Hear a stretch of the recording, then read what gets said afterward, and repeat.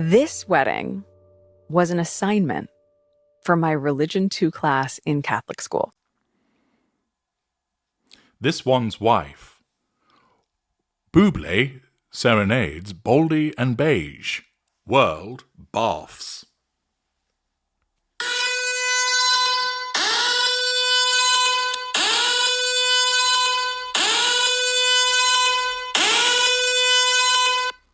That is an official barf warning to advise you that the contents of this video may well result in you parting company with the contents of your stomach. You may well, in the course of watching this video, feel sensations of nausea. The room may start to spin. You may have an uncomfortable sensation in your stomach region. You may have a griping in the guts. You may feel woozy. You may start to feel like you're having a turn. You may start to feel rather warm and unsettled as a consequence of what you're about to witness. Should you experience any of those symptoms, I would recommend that you hit the pause button and allow yourself to gather yourself once more before ploughing on towards the inevitable end. In some instances, you may find that symptoms are alleviated by barfing into a chuck bucket, and therefore I would suggest that you have one to hand. What am I talking about?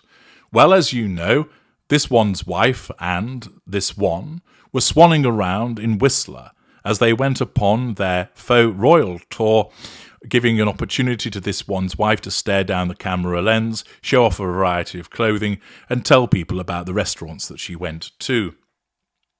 Apparently, some veterans were meant to be involved in all of this, but that all seems to be forgotten about as a consequence of the necessity of talking about this one's wife and showing off that she is, of course, a living saint. As a consequence of this high status that she and this one apparently hold, there was a dinner that was held at the Invictus Games 1 year to go, which again was meant to be about the veterans, the people who have actually done things with their lives, the people that have actually provided service and have put themselves in dangerous situations to defend their countries. Individuals that have suffered injury and ill health as a consequence of their selfless pursuit of their obligations and duty. But that's not interesting, is it? This one's wife's puffer jacket is far more fascinating than any of those things. And so it came to pass that someone decided that it would be an excellent idea to film Harry's bald patch, the back of this one's wife's head, and Michael Bublé's wife's head, as Michael Buble took to the stage and engaged in what can only be described as a nauseating tribute to this one's wife and Harry. The video came my way and had been actually published on what is quite clearly a pro-Sussex site. I'll perhaps ease you into the nausea by giving you some of the comments that have appeared on that site. Beautiful. I cannot stop watching, listening to this Harry blushing. That was so cool. Harry and this one's wife keeps getting all the love. Woo, how wonderful. So heartwarming. Love Bublé's song for our beloved Prince Harry and Duchess of Sussex, this one's wife. OMG, this is so beautiful. Harry and this one's wife loved and protected by God. HRH absolutely following in his mother's footsteps, such a compassionate human being and so in love with his glorious wife, this one's wife, which of course they've misspelt because they invariably don't know how to spell her name. So good to hear this one's wife laughing and having fun. Thanks so much for posting. We are witnessing a miracle of goodness triumphing by deeds of love and kindness. Well, it does appear that idiocy is alive and well as a consequence of these brain-dead individuals that can't actually see the evidence of a narcissist at work, but you're never going to be able to ensure that everybody understands, and therefore, ultimately, they should just be taken out the back and shot. That's a smattering of the sugary comments. There's 163 of them in all accompanying the relevant video, but that's just an aperitif for the main event. Why don't you get that chuck bucket ready? And I'm now going to show you what goes on in that what Buble sings to them, but also, of course, pay attention to the reactions of both Prince Harry and this one's wife, because as always, it helps you understand more about the narcissistic dynamic. Here it comes. All told, stories unfold of hopes on hold and dreams diminished. Who knew dreams can come true when life tells you you're far from finished? Unbound on solid ground, through sport you found in such a sure way that nothing tames the Invictus games. You play them your way. Oh, you can go, whoa! One man, a life-changing plan. He does all he can. He's a visionary,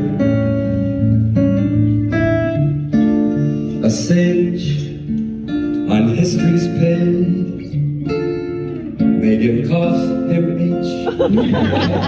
We call him Harry. It's true, Harry, it's you. Your follow through opens hope's doorway. When passions flow, one thing we know is to stay the hell out of your way. This competition is well defined. It honors spirit, body, and mind. No time for foolish, useless aims like Trump's "please don't convict us" games. You choose instead to forge ahead. That's winning your way. What fate, Harry and Meghan, you date. Canada's great for the libido. It's clear we miss you here, but the home you hold dear is Montecito. My wife flew, the Buble crew will come see you out of the showbiz driveway. No need for fuss, I'll bring my bus and camp in your driveway. One last thought, Harry, might I add, our healing wishes for your dad. To each one here who strive and tried, you showed us all how we can fly. You've earned each day the right to say, you can sing it with me, I did it my way.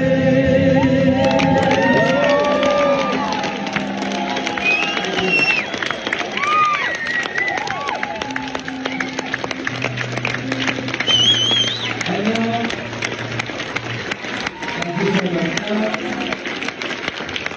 Ladies and gentlemen, if it's okay, I would like very much to invite Harry up to the stage as he's going to continue this music set with the best of Taylor Swift.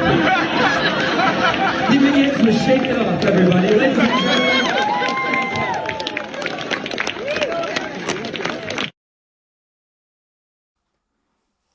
There you are. Did you enjoy that? should imagine most of you found it absolutely excruciating, listening to that nauseating arse-licking that was going on, with a hastily, no doubt, written tribute to both Harry and this one's wife. Now, what have we learned there? Well, from Buble, there's facade management of being a decent performer and of asserting a benign form of control over his audience. He starts off with a rendition of My Way, which is a reworked version. You will have noted that when Invictus Games is mentioned, this one's wife issues a slight glance towards Harry. Although he sat next to her, her narcissism, remember, is like that background app, always needing that control over him. And that slight glance is to ascertain, is he still under control? He doesn't acknowledge her. He continues to look straight ahead, and therefore she looks away. Interestingly, when it gets to the sort of tribute section where it's talking about Harry, there isn't much of a reaction from the audience. Either they're only part listening, or perhaps they're just being polite. But Buble evidently feels that that lack of response is a subconscious threat to his control, because he has to encourage them to react. Remember, as a narcissist and a performer, he's wanting feedback to what he's doing.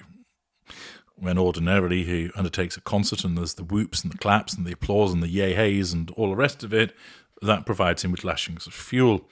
Here there was no reaction, therefore his own narcissism prompts him to seek to assert control over the audience by basically saying, come on, respond, so they do. It also shows that the subject matter is probably deadly dull, hence there was no hitherto reaction. It continues with this sort of tribute to Harry, and this one's wife keeps on looking at him. Again, the necessity of asserting control. Notice that she can't just watch the performance, that she has to keep checking in on him. It's not because she cares, it's not because she needs to see, oh, is he all right?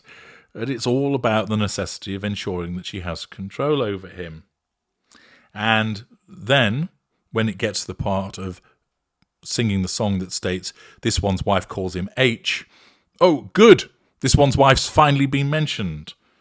And therefore, we receive the false, exaggerated giggle, where rather than just laugh, she has to lean forward, her head going down, hands coming up to her face, the exaggerating laugh that we've seen so many times before.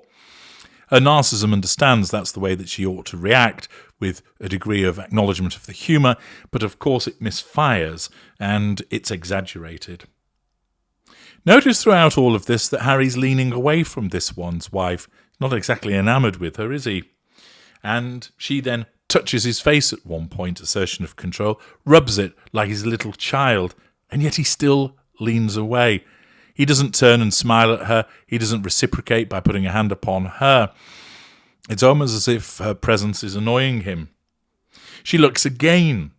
Once more, the necessity of the assertion of control, the repeated checking on him. We get another false giggle. She puts her hand on his shoulder.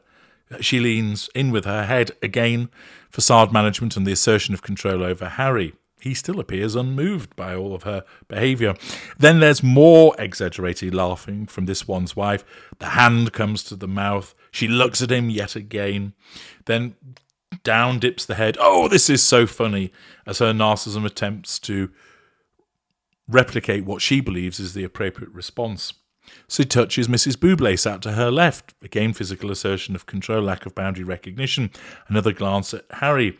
And then, of course, at the end of the performance, we witness the exaggerated seal-like clapping from this one's wife of those two great big slabs of meat that her hands come up, and rather than being clapped at sort of midriff level, they always have to be brought up in front of her face. Buble receives a standing ovation, all good fuel from him from a variety of tertiary sources, and he then jokingly invites Harry up to continue the music. And, of course, she has to ensure that she with the equivalent of spraying her scent over him, touches him, manhandles him, pushes him on the back, once again demonstrating two things. Physical assertion of control over him directly, and secondly, to the outside world, he's my property. I am manhandling him. Of course, what she believes is the facade management, although she doesn't realise it's a facade, of look at us, we're so in love, we're so wonderful, so touchy-feely, isn't it great? The rest of you promptly barfed. Well, I trust that you've recovered from seeing that nauseating serenading that took place, and that you're, of course, a sugar-free zone and are not prompted to write in such glowing terms as was on the other video. But let me know your thoughts in the comments section and your reaction to what you've just witnessed. I'm HG Tudor. Thank you for watching.